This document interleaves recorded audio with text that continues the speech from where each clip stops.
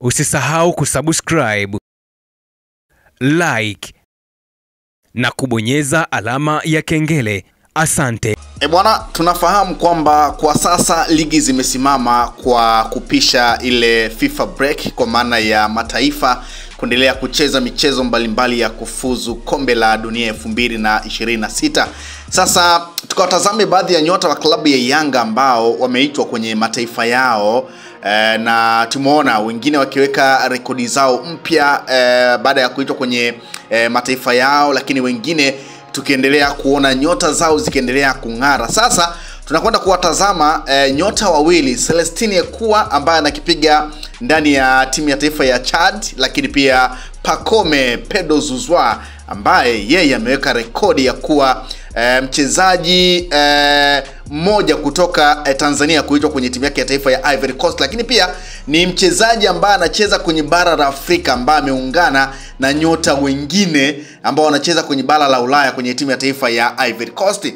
Bwana, kwa Pacome Zouzoua tumeona akiweka rekodi mpya baada ya kuitwa kwenye timu ya taifa ya Ivory Coast yenye wachezaji wakubwa ambao wanacheza kwenye timu kubwa barani Ulaya.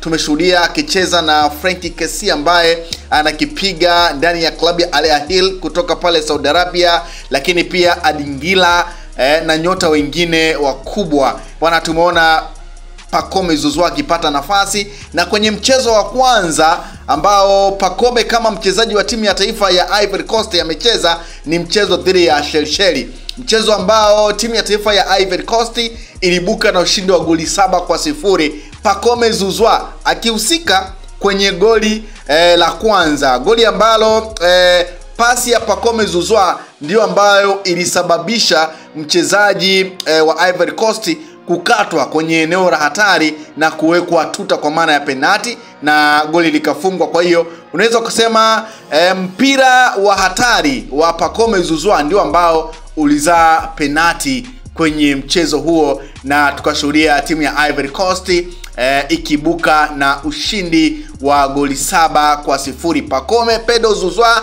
kwenye mchezo huo alianza na alicheza dakika 90 na alivalia jezi nambari 7, moja kati ya namba ya jezi ambayo tunashuhudia kwamba kama si mchezaji muhimu ama kama si mchezaji mwenye jina, bwana, ni mara chache sana kumuona mchezaji akivalia jezi nambari 7. Wachezaji wanaovalia jezi nambari 7 ni wale wachezaji ambao kwa tunachokifahamu ni kwamba ni yule mchezaji ambaye anakuwa na umuhimu, anakuwa ni mchezaji ambaye ni tegemeo kwenye timu, kama kina Cristiano Ronaldo. Lewi tunamwona akiendelea kuvalia jezi nambari 7. Tulimuona Kylian Mbappe kwenye timu ya taifa ya PSG akivalia jezi nambari 7. Wachezaji wakubwa wenye umuhimu kwenye vilabu vyao na mataifa yao wengi tumeshuhudia akivalia jezi nambari 7. Sasa Pacome Pedro Zouzoua kwenye timu ya taifa Ivory Coast kwenye michezo miwili ya kufuzu kombe la dunia 2026 dhidi ya Shelisheli ambao tayari umeshakwisha kumalizika na timu ya taifa ya Ivory Coast kushinda goli 7-0, na mchezo unaofuata ni dhidi ya Kenya ambao unachezwa hii leo. Kwa hiyo Pacome Zouzoua amepewa jezi nambari 7, moja kati ya jezi yenye heshima sana kwenye mpira wa miguu. Sasa Pacome Pedro Zouzoua, moja kati ya rekodi ambayo ameiweka ni mchezo wake wa kwanza huo dhidi ya Shelisheli wakiibuka na ushindi wa goli 7-0, na Pacome Zouzoua akionyesha kiwango bora kwenye mchezo huo, na sasa wanakwenda kucheza mchezo dhidi ya Kenya. Bana, Pacome Zouzoua alicheza dakika 90 kama ambavyo nimekujulisha katika kikosi cha Ivory Coast ambacho kimetoa kichapo ama kilitoa kichapo kizito dhidi ya Shelisheli. Pacome Zouzoua alichangia bao baada ya pasi yake kutoa kwa Simon Adingira, akamsetia nahodha Frankie Kessie mpira ambao uliwekwa nyavuni. Kwa hiyo ni moja kati ya kile ambacho alikifanya Pacome Zouzoua. Sasa kuna mambo mengi sana ameendelea kuzungumzwa mara baada ya Pacome Zouzoua kuendelea kufanya makubwa na kuonyesha kiwango bora. Bwana, klabu ya Yanga ni moja kati ya vilabu ambavyo kwa sasa vimeendelea kuzungumzwa, kwa sababu tunafahamu kwenye kikosi ambacho kilianza dhidi ya Shelisheli kwenye ile first 11 ya kwanza ambayo ilianza ni Pacome Zouzoua tu ambaye alicheza, ambaye anatoka kwenye bara la Afrika. Kwa hiyo unaweza kuona ni kwa namna gani ambavyo ubora wa Pacome ndani ya klabu ya Yanga umemfanya kuaminiwa na kocha wa timu ya taifa ya Ivory Coast kumjumuisha na wachezaji ambao wanacheza kwenye vilabu vikubwa. Kwa hiyo iko hivyo. Huo ni kwa upande wa Pacome Zouzoua ambaye ameendelea kuonyesha ubora wake na namna ambavyo ameendelea kulitangaza jina la klabu yake ya Yanga. Kama ambavyo nimekujuza pia, leo timu ya taifa ya Ivory Coast inacheza mchezo mwingine wa kufuzu kombe la dunia 2026 dhidi ya taifa la Kenya. Kwa hiyo pengine wala pia tukamuona Pacome Zouzoua akipata nafasi kwenye kikosi hicho, tusubiri na kuona. Na kwenye dakika 90 kwenye mchezo dhidi ya Shelisheli bana, kwa mujibu wa live score, mchezaji Emmanuel Agbadou beki anayechezea ndani ya klabu ya Wolves ya Uingereza na Pacome Zouzoua wa Yanga ndio ambao wachezaji walionyesha wastani mzuri wa mchezo kwa kipindi cha kwanza kati ya Ivory Coast na Shelisheli. Pacome alikuwa na wastani wa 3.6 huku Emmanuel Agbadou akiwa na wastani wa pointi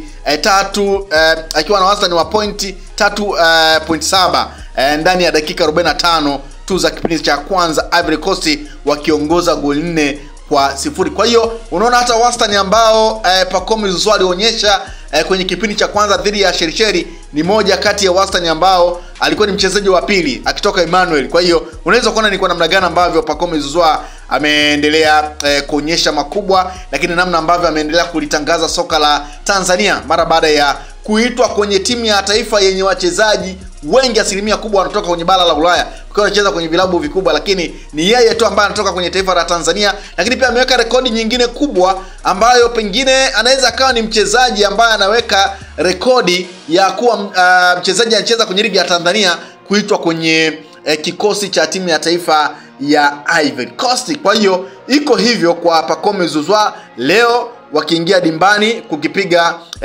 dhidi ya taifa la Kenya, na tunasubiria kuona pengine kama kocha wa timu ya Ivory Coast atamjumuisha tena Pacome Zouzoua kwenye kikosi hicho. Lakini mchezaji mwingine ambaye ameendelea kufanya vizuri ni Celestine Ekua. Bwana Celestine Ekua amefanikiwa kuifungia timu ya Chad bao lake la pili kwenye mechi yake ya pili tangu achukue uraia wa nchi hiyo. Na kwa upande mwingine, nyota mwingine wa Yanga Lassine Kouma, yeye pia alipata nafasi ya kuanza kabla ya kutolewa dakika ya 45 kwenye mchezo ambao timu ya taifa ya Chad ilibuka na ushindi wa goli 3 dhidi ya Central Africa, na Celestine Ekua alifunga goli dakika ya 53.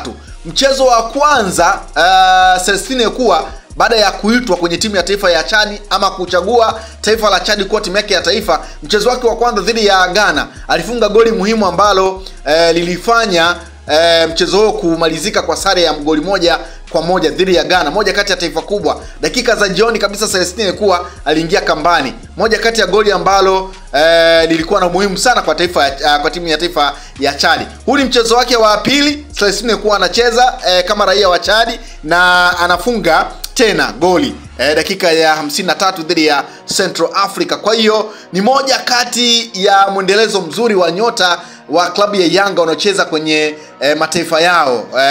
Kwa hiyo ni moja kati ya pengine mafanikio makubwa kwa klabu ya Yanga kuonyesha kwamba wana wachezaji ambao si tu kufanya vizuri kwenye timu yao ya Yanga, lakini pia wanaweza wakayasaidia pia hata mataifa yao. Kwa hiyo ni moja kati ya taarifa ambayo nimeona nije nayo kuhusiana na nyota hawa wawili Pacome Zouzoua pamoja na Celestine Ekua ambao wako kwenye majukumu yao ya timu ya taifa. Kwa upande wa Celestine Ekua, timu ya taifa ya Chad, usisahau kusubscribe, like na kubonyeza alama ya kengele. Asante.